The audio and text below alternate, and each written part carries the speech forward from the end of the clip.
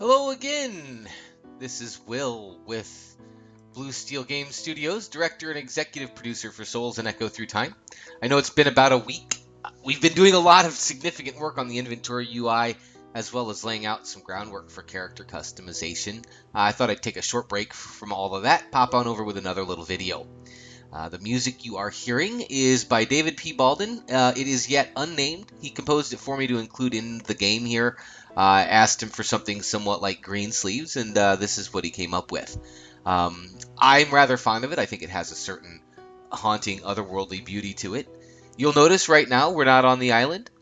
This is the level I'm using for testing out various UI elements, and it will eventually become your character creation screen background, not facing that way. That was where I was working on the swimming pool to test water stuff. But anyway, I've also added a couple of elements in here. We've made this a little prettier up here where the health and stuff is. Down at the bottom, there's now a hotbar with an XP monitor on it. This is going to be tied into the skills system and stuff like that that we're working on. We're still getting the UI put together for all of that.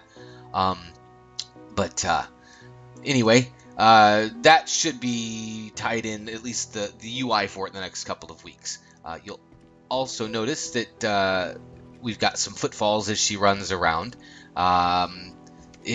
They do sound a bit like boots, I know, but it was either that or gunshots. So I went with boots. Although, in hindsight, maybe explosive footfalls wouldn't be too bad. Anyway, I got the basic beginning of the character creation interface as well laid down. I've only got one of the targets put in here yet to adjust, but it's one that's rather obvious to see. If we slide this on up here all the way, it gives her longer fairy ears, and so, eventually this is going to have all of your different customization options in it in a nice little list form here. When you get done customizing your character, you would name it and hit create character, and it'll load up the island for us. And not much has changed here. I haven't really been focusing on this. We've been working mostly on getting the interfaces down.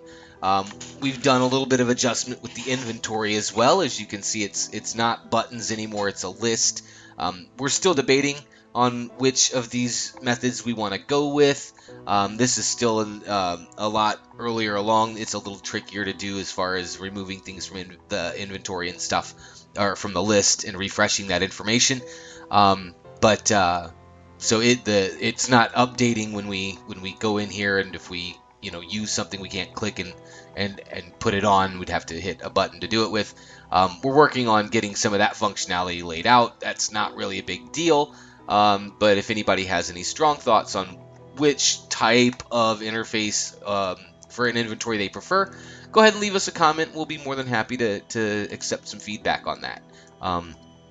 Anyway, she still puts her clothes on, though. That still works. And as you can see, even on the new island, her ears are still long. So it's pulling all of the information properly when we go into the game world. And, we are not going to have significant problems with people's characters all looking the same.